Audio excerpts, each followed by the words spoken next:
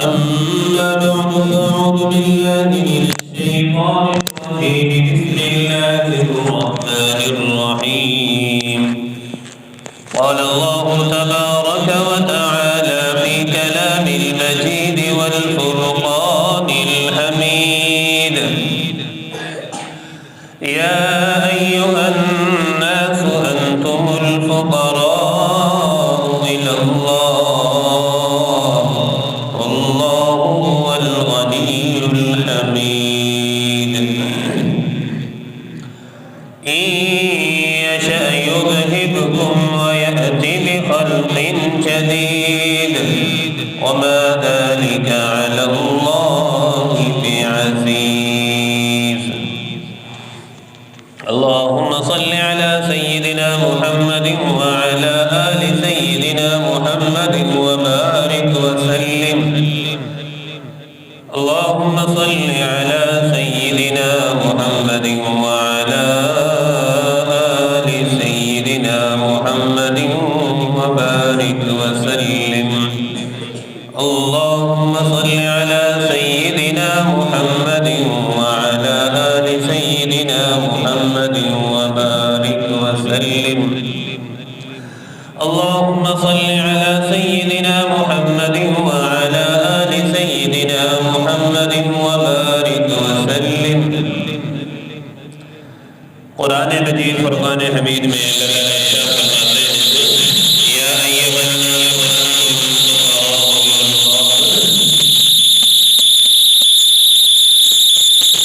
اے لوگوں جتنے بھی تم ہو انتم الفقراء الی اللہ تم سب کے سب اللہ تعالیٰ کے محتاج ہو فقیر ہو اللہ کے حکم کے بغیر کوئی چیز حرکت نہیں کر سکتی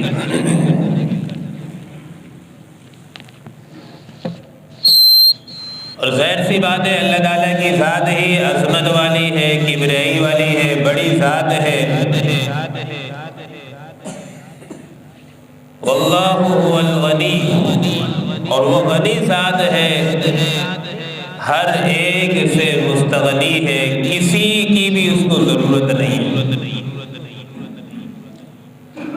اور جتنی بھی مخلوق ہے وہ اللہ کی محتاج ہے ہر چیز میں اللہ کی محتاج ہے اور یہ بات ارشاد فرما کر آگے اللہ تعالیٰ فرماتے ہیں لوگوں تم اس رب کے سامنے جھک جاؤ عاجز ہو جاؤ کتنی نعمتیں اس اللہ نے ہمیں دی ہیں کہ بارش کے قطروں سے بھی زیادہ اللہ رب العزت کے ہم پر احسانات ہیں ہمارے جسم کا ایک ایک بال ایک ایک انگ ایک ایک بوٹی جو ہے اللہ رب العزت کے احسانات میں ڈوبی ہوئی ہے اور پھر اللہ رب العزت فرماتے ہیں اگر تم اللہ کے سامنے نہیں جھکو گے اس کی بندگی نہیں کرو گے اس کی عبادت نہیں کرو گے پھر وہ رب قادر مطلق ہے وہ چاہے تو تمہیں ہلاک کر دے تمہاری جگہ وَيَأْتِي بِخَلْقٍ جَدِيدٍ دوسری مخلوق لے آئے وَمَا ذَلِكَ عَلَى اللَّهِ بِعَزِيزٍ اور یہ اللہ کے لیے کوئی مشکل نہیں ہے جو اللہ ہمیں پیدا کرنے پر قادر ہے وہ اللہ دوسری مخلوق لانے پر بھی قادر ہے تو ہم جتنے بھی ہیں ہم سب اللہ کے محتاج ہیں فقیر ہیں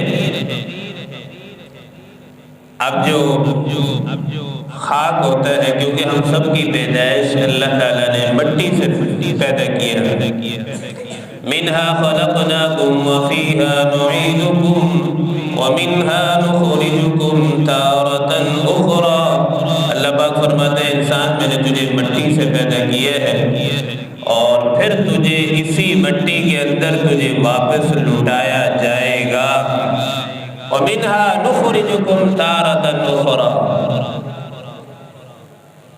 اب مٹی کی صفت کیا ہے زمین پر پڑی رہتی ہے تو بڑی اچھی لگتی ہے اب کہیں ہم جا رہے ہوں تو یہی مٹی یہی خاک اگر اڑ کر کپڑوں پر آتی ہے تو ہر بندہ فوراً کپڑوں کو جھاڑتا ہے۔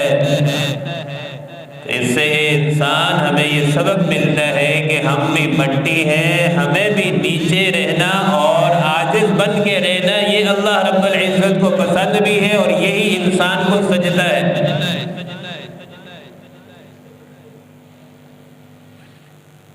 اب جو تصوف ہے، عبادت کا جو اصل مغز ہے، عبادت کا جو مقصد ہے وہ یہی ہے کہ انسان کے اندر سے میں مٹ جائے۔ یہ جتنے بھی کام خراب ہوتے ہیں، معاملات خراب ہوتے ہیں، یہ انسان کی میں کی وجہ سے خراب ہوتے ہیں۔ میں یہی میں تو تھی جس نے عزازیل شیطان کو جو ہے تباہ و برباد کیا۔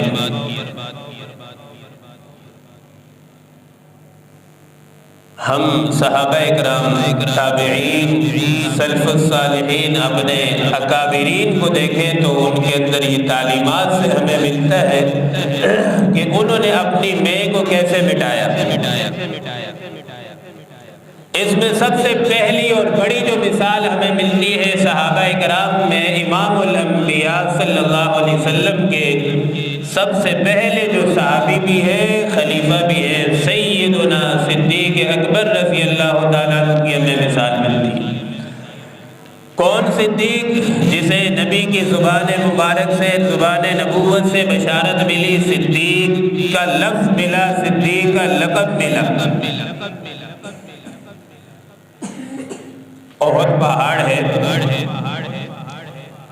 حضور پاک صلی اللہ علیہ وسلم احد پہاڑ پر کھڑے ہیں، دائیں طرف ابوبکر ہے، بائیں طرف عمر ہے۔ پہاڑ اپنی جگہ سے ہلنے لگا۔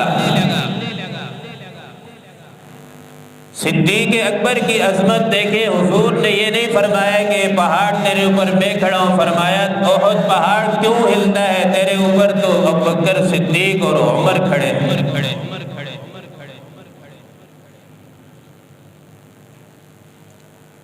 ہجرت کے وقت کے سفر جو ہے آپ کے ساتھ، آپ کا سفر ہوا۔ دنیا میں سفر کے ساتھی ہیں، حضر کے ساتھی ہیں، غار کے ساتھی ہیں۔ 3 دن جو حضور صلی اللہ علیہ وسلم پر بڑے مشکل دن گزرے ہیں، صدیق اکبر حضور صلی اللہ علیہ وسلم کے مشکل کے بھی ساتھی اور آسانیاں تھی تب کے بھی ساتھی ہیں، غم خوشی ہر حال کے ساتھی ہیں حضور پاک صلی اللہ علیہ وسلم کے۔ بلکہ آج بھی جا کر دیکھو گنبد خضرا میں حضور صلی اللہ علیہ وسلم کے ساتھ جو آرام فرما رہے ہیں وہ صدیق اکبر ہے۔ اتنی عظمتوں کے باوجود، اتنی بشارتوں کے باوجود، دنیا میں جنہیں جنت کی بشارت ملی کہ جنتی ہے ابوبکر جنتی، عمر جنتی، عثمان، طلحہ، زبیر، سعد بن ابی وقاص، عبد الرحمن بن عوف جنتی، اس کے باوجود صدیق اکبر رضی اللہ تعالیٰ عنہ کی کیفیات کیا تھی؟ روتے تھے اور تمنا کرتے تھے کاش میں کسی کے مومن کے بدن کا بال ہوتا، کاش میں گھاس کا کوئی تنکا ہوتا جسے جانور کھا لیتے اور معاملہ ہی ختم ہو جاتا۔ کاش روتے تھے عاجزی میں، کاش مجھے میری ماں نے جنا ہی نہ ہوتا اور نہ جنتی نہ میرا حساب و کتاب ہوتا۔ ان لوگوں نے اپنی اصلاح کی تھی، اپنے نفس کو مٹایا ہوا تھا، اپنی میں کو ختم کیا ہوا تھا۔ حضور پاک صلی اللہ علیہ وسلم فرماتے ہیں من اراد ان ينظر الى میت یمشی علی وجه الارض فلینظر الى ابن ابی قحافہ۔ حضور فرماتے ہیں جو آدمی یہ چاہے کہ میں زمین پر چلتی ہوئی لاش کو دیکھوں تو وہ سیدنا صدیق اکبر کو دیکھیں۔ یعنی آپ کا چلنا بھی یوں عاجزی تھا، ایسا لگتا تھا کہ ایک زندہ لاش جا رہی ہے۔ قرآن پاک میں اللہ پاک فرماتے ہیں وَلَا تَمْشِ فِي الْأَرْضِ مَرَحًا إِنَّكَ لَن تَخْرِقَ الْأَرْضَ وَلَن تَبْلُغَ الْجِبَالَ طُولًا۔ اے انسان تو اکڑ اکڑ کے زمین پر نہ چل، نہ اتنے بڑے پہاڑوں کو تو پھاڑ سکتا ہے، چیر سکتا ہے۔ وَلَن تَبْلُغَ الْجِبَالَ طُولًا، نہ اتنے لمبے طویل پہاڑوں تک تو پہنچ سکتا ہے۔ انسان کی حقیقت کیا ہے؟ کچھ بھی نہیں، پیدا ہوتا ہے تب بھی مجبور ہے، کوئی اسے نہلاتا ہے دھلاتا ہے، جب مرتا ہے تب بھی ہم عاجز ہوتے ہیں، خود نہا نہیں سکتے، خود کفن نہیں پہن سکتے، خود قبر تک جا نہیں سکتے۔ یہ جو درمیان کی زندگی ہے اللہ تعالیٰ تھوڑی سی آزمائش کے لیے، چند دنوں کے لیے، چند لمحات ہیں ہمارے دنیا میں، ہمیشہ کے لیے نہیں ہے۔ تو اس درمیانی جو زندگی ہے اس میں ہماری میں شروع ہو جاتی ہے۔ تو حضور صلی اللہ علیہ وسلم نے فرمایا جس نے میت کو دیکھنا ہو، زندہ لاش کو دیکھنا ہو، سیدنا صدیق اکبر کو دیکھ لے۔ اب یہ جو میں مٹانے کا مقصد کیا ہوتا ہے؟ اپنے آپ کو مٹانے کا مقصد کیا ہے؟ اپنے آپ کو مٹانے کا مقصد یہ ہوتا ہے کہ ہمارے دل و دماغ کے اندر سے جتنی بھی خلاف شرع خواہشات ابھرتی ہیں وہ ختم ہو جائے اور شریعت کے مطابق خواہشات آنا شروع ہو جائے، ہمارا دل و دماغ شریعت کے مطابق بن جائے۔ آج کل ہوتا کیا ہے کہ جو میرے دل میں آ گیا وہ صحیح ہے۔ شریعت کہاں گئی بھائی؟ نمازی صاحب، حاجی صاحب، شریعت کہاں چلی گئی؟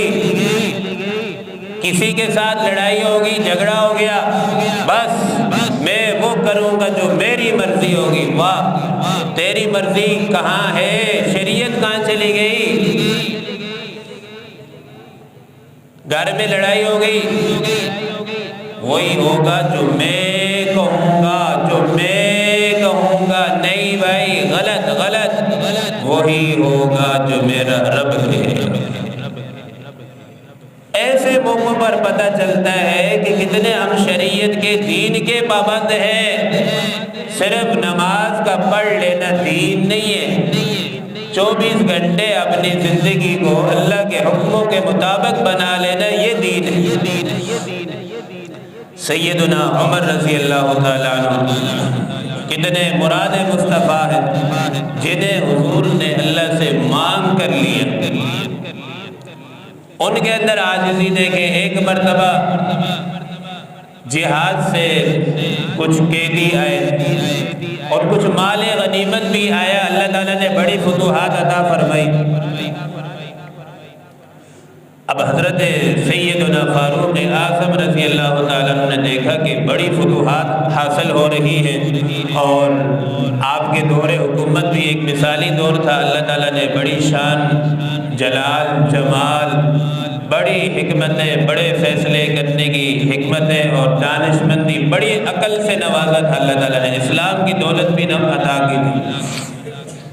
جب دیکھا کہ فتوحات کا زمانہ ہے اور دڑا دڑ جو ہے مال غنیمت بھی آ رہا ہے، فتوحات بھی ہو رہی ہیں، ساری چیزیں آ رہی ہیں، حضرت عمر کے دل میں یہ بات آئی ہے، دیکھو ان اللہ والوں نے اپنی اصلاح کیسے کی، اپنے آپ کو کیسے مٹایا۔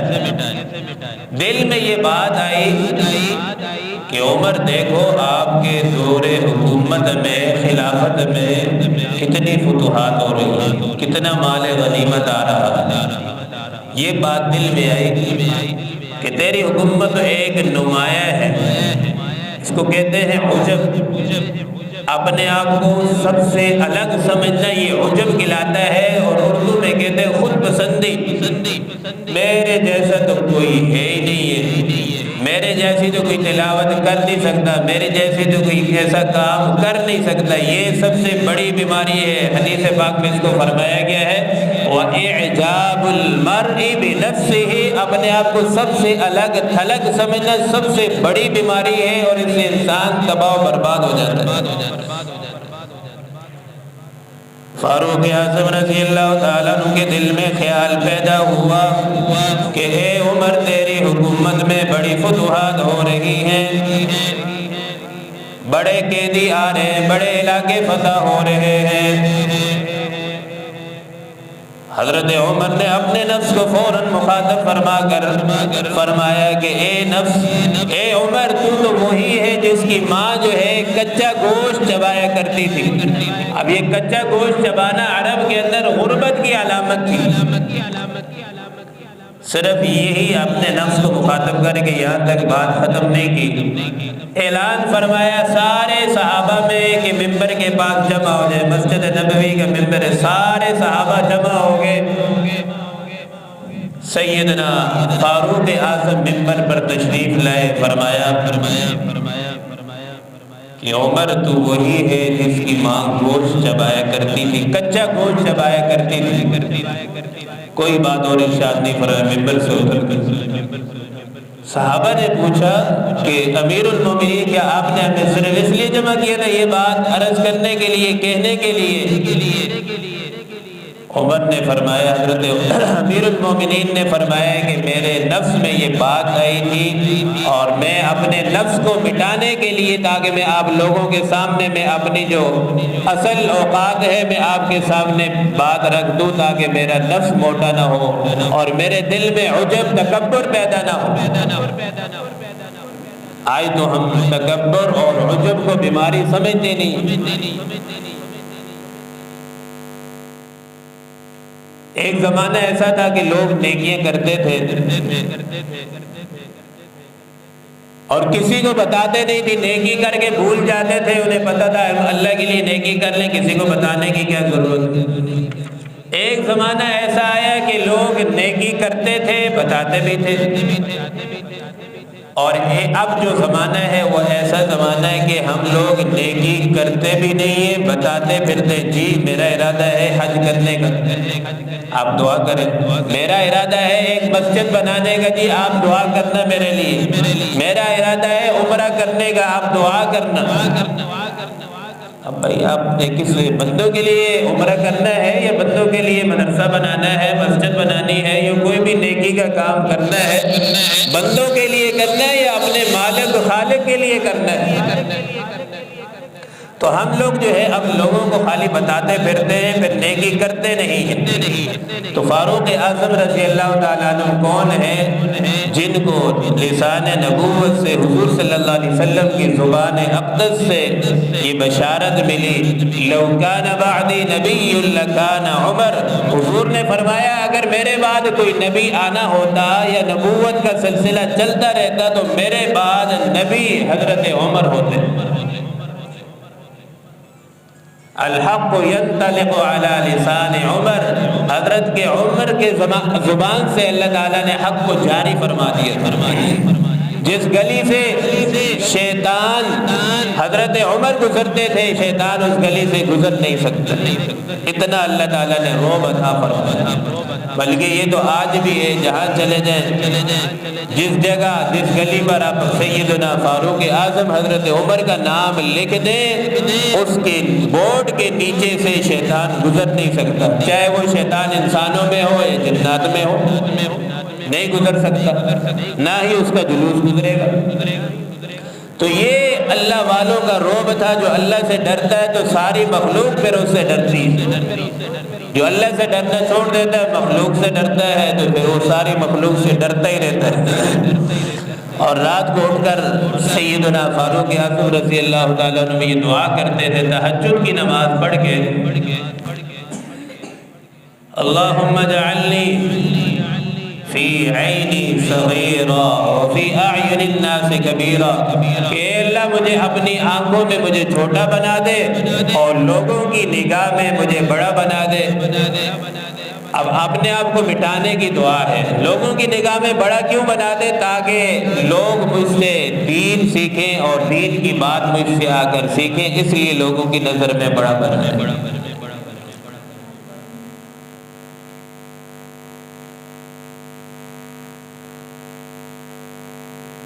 حضرت عمر رضی اللہ تعالیٰ عنہ ایک مرتبہ حضور صلی اللہ علیہ وسلم کے رازدار صحابی ہیں حضرت سیدنا حذیفہ رضی اللہ تعالیٰ عنہ،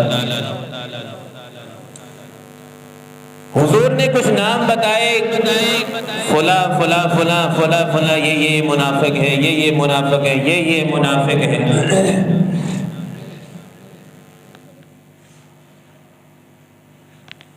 تو جو صحابی تھے وہ بھی بڑے رازدار صحابی تھے، حضور کے راز کو کیسے فاش کر سکتے تھے؟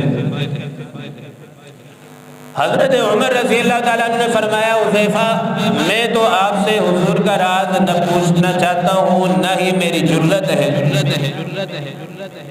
لیکن مجھے آپ اتنا بتا دیں، پیارے آقا صلی اللہ علیہ وسلم نے جن جن منافقین کا نام بتایا ہے ان منافقین میں سے یا ان منافقین میں کہیں عمر کا نام تو نہیں ہے؟ کون عمر جسے حضور نے اللہ سے مانگا اے اللہ اگر اسلام کو عزت عطا فرمانی ہے تو عمر کو اسلام کی دولت سے بہرور فرما، اور یہ وہی عمر ہے کہ کتنی مرتبہ ایسے ہوا کہ اللہ تعالیٰ نے وحی کو نازل فرمایا اور وہ وحی سیدنا فاروق اعظم رضی اللہ تعالیٰ عنہ کی سوچ کے مطابق اللہ تعالیٰ کی وحی اتری۔ کتنی آیات ایسی ہیں جیسے پڑھنے کی آیت ہے یا ایھا النبی قل لازواجک وبناتک ونساء المؤمنین،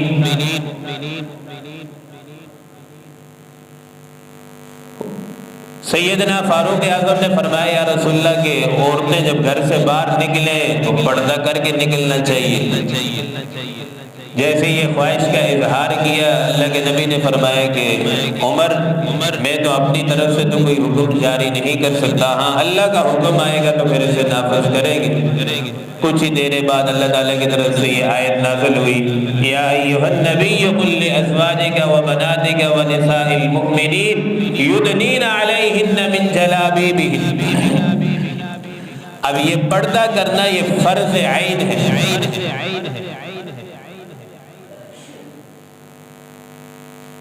آج کل ہم میں ہمارے معاشرے سے پردے کا رواج بھی، پردے کا حکم بھی اٹھتا جا رہا ہے، حیا کا جنازہ نکلتا جا رہا ہے، اور پھر بھی ہم کہتے ہیں ہم تو مسلمان ہیں، ہم تو دیندار ہیں۔ ایک مرتبہ مدینہ طیبہ میں تابعین میں سے ایک آدمی آیا، سیدنا علی المرتضیٰ رضی اللہ تعالیٰ عنہ کی خلافت کا زمانہ تھا، حکومت تھی، اور وہ جانتا نہیں تھا کہ امیر المومنین کون ہے، تو وہ آ کر حضرت علی سے پوچھنے لگے کہ آپ کون ہیں، آپ کا تعارف کیا ہے؟ اب سیدنا علی المرتضیٰ رضی اللہ تعالیٰ عنہ داماد مصطفیٰ بھی ہے، خاتون جنت سیدہ فاطمہ الزہرا رضی اللہ تعالی عنہا کے شوہر بھی ہیں، حسن و حسین سیدہ شباب اہل الجنہ کے والد بھی ہیں۔ ساری صفات کے باوجود، اعزازات کے باوجود، عظمتوں کے باوجود اسے یہ نہیں کہا کہ میں علی ہوں، میں داماد مصطفیٰ ہوں۔ تعارف کا طریقہ دیکھیں، عاجزی دیکھیں۔ اسے یہ نہیں کہا میں حسن و حسین کا والد ہوں، اسے یہ نہیں کہا کہ میں داماد مصطفیٰ میں فلاں فلاں، اپنا نام بھی نہیں لیا۔ یہ الفاظ کہے جو عاجزی سے بھرے ہوئے ہیں، ما انا الا رجل من المسلمین، میں نہیں ہوں بلکہ ایک مسلمانوں میں سے ایک عام آدمی ہوں۔ آج ہم میں سے کوئی پوچھے نا بھائی کون، میں تو فلاں کا بیٹا ہوں، میں تو فلاں فلاں، یہ متکبرانہ گفتگو ہے، متکبرانہ تعارف ہے جو اللہ کو پسند نہیں ہے۔ میرا تو اتنا بڑا خاندان ہے، میں فلاں کا بیٹا ہوں، آپ نہیں جانتے میں فلاں میں ابے یہی میں شیطان کو بربادی۔ شیطان کون تھا؟ عزازیل، یہ وہ تھا جو طاؤف الملائکہ سارے فرشتوں کا سردار تھا، اور اللہ رب العزت کے عرش کے نیچے بیٹھ کر اس کی کرسی لگتی تھی، سارے فرشتوں کو جو ہے یہ نصیحت کرتا تھا، اور اس کو اللہ تعالیٰ نے 14 قسم کے علوم عطا فرمائے تھے۔ وہ 14 قسم کے علوم کے آج ہمیں نام بھی نہیں آئے۔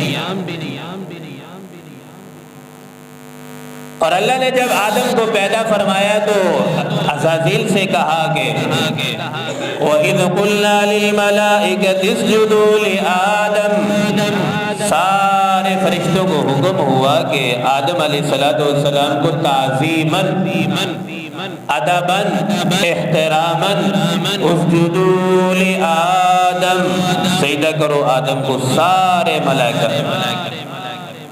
فسجدوا، جتنے فرشتے تھے سارے، اللہ کا حکم ہے، خالق مالک پیدا کرنے والی ذات کا حکم ہے، فسجدوا، سارے سجدے میں پڑ گئے الا ابلیس، ابلیس کی چونکہ اصلاح ہوئی نہیں تھی، نفس میں تھی، میں وہ کہنے لگا انا خیر من، یا اللہ میں تو آدم سے تو بہتر ہوں۔ آدم کو آپ نے انا خیر منہ، میں بہتر ہوں، آدم کو آپ نے مٹی سے پیدا کیے ہے، مجھے آگ سے پیدا کیے۔ آگ کی تپش کہاں، آگ کتنی بلند ہوتی ہے، کتنی چیزوں کو جلا دیتی ہے، مٹی تو نیچے پڑی ہوتی ہے۔ اور اللہ نے پھر فرمایا فخرج منها فإنك رجیم، دفع ہو جا، دور ہو جا، مردود ہو جا، تیری کوئی ضرورت نہیں ہے۔ اب تھوڑا سا یہاں نقطہ ایک لے لیں، دیکھنا یہ ہے کیا شیطان نے جو گناہ کیا، کیا اس وقت شیطان تھا؟ کوئی نہیں تھا، عزازیل خود موجود تھا۔ آج ہم کہتے نا ہم سے گناہ ہو گیا، یہ شیطان نے ہم سے گناہ کروایا، ٹھیک ہے، گنجائش ہے، کہہ سکتے نفس و شیطان دونوں انسان کے دشمن ہیں۔ جو ایک اندر نفس ہے، دل کے اندر جو خواہشات بات پیدا ہوتی ہے، یہ نفس ہے، اور دوسرا دشمن جو ہمارا ہے شیطان ہے۔ قرآن میں اللہ نے واضح فرمایا ان الشیطان لکم عدو فاتخذوہ عدوا، شیطان تمہارا کھلا دشمن ہے اور اسے دشمن بنا کر رکھو۔ اب شیطان نے جو گناہ کیا، کیا اس وقت کوئی شیطان تھا؟ نہیں تھا۔ کیا اس نے شراب پی تھی؟ کیا اس نے زنا کیا ہے؟ کیا اس نے چوری کی تھی؟ نہیں۔ ایک رب کے حکم کی نافرمانی کی، کس وجہ سے کہ اپنے آپ کو سب سے الگ تھلگ سمجھنے لگا، میں اس کے نفس میں تھا، یعنی عجب کی جو بیماری ہے، خود کو سب سے الگ سمجھنا، یہ بیماری کی وجہ سے اللہ نے اس کے تباہ و برباد کر دیا۔ تو آج ہم اس عجب کو، تکبر کو، میں کو ہم سمجھتے ہی نہیں، کوئی تھوڑی سی ہمیں کڑوی بات کر دے تو فوراً اچھلنا شروع ہو جاتے ہیں۔ یہ اخلاق تو نہ ہوا، اخلاق تو یہی ہے کوئی اگر ہمیں گالی دیتا ہے، بری بات کہتا ہے، اگر اسے ہم سہ جائیں، یہ اخلاق ہے۔ یہ اخلاق تھوڑی ہے کہ اچھی بات پر مسکراتے رہیں اور اس کو کہ یہ اخلاق ہے۔ اصل اخلاق یہی ہے کہ کوئی بری بات ہمیں کہتا ہے، غلط الفاظ کہتا ہے، لڑنے پر اترتا ہے تو برداشت کر جائیں، سہ جائیں، پی جائیں، یہی اصل اخلاق ہے۔ آئے ہم اخلاق نبوت کو دیکھیں، کتنے ایک نہیں ہزاروں واقعات ہمیں ملتے ہیں کہ حضور صلی اللہ علیہ وسلم کو لوگوں نے ستایا، کافروں نے ستایا، گالیاں دی، پتھر مارے گئے، کسی کتاب میں ہمیں نہیں ملتا کہ میرے نبی نے ان سے بدلہ لیا ہو۔ کوئی کتاب دکھا دیں، کوئی ایک واقعہ دکھا دیں جہاں ہمیں یہ ملتا ہو کہ میرے نبی نے اپنی ذات کے لیے کسی سے بدلہ لیا ہو، معاف کر دیا، معاف کر دیا۔ وَالْكَاظِمِينَ الْغَيْظَ وَالْعَافِينَ عَنِ النَّاسِ، جو غصے کو پی جانے والے ہیں، لوگوں کو معاف کرنے والے ہیں، وَالْعَافِينَ عَنِ النَّاسِ وَاللَّهُ يُحِبُّ الْمُحْسِنِينَ، ایسے لوگوں کو تو اللہ تعالیٰ دوست رکھتا ہے۔ اور ایک حدیث میں فرمایا کہ اصل پہلوان کون ہے؟ نبی نے صحابہ سے پوچھا، میرے صحابہ بتاؤ تم میں سے اصل پہلوان کون ہے؟ صحابہ عاجز فرمایا یا رسول اللہ آپ ہی بتا دیں اصل پہلوان کون ہے؟ حضور صلی اللہ علیہ وسلم نے فرمایا کہ اصل پہلوان وہ ہے جو غصے کے وقت اپنے آپ کو کنٹرول کر لے۔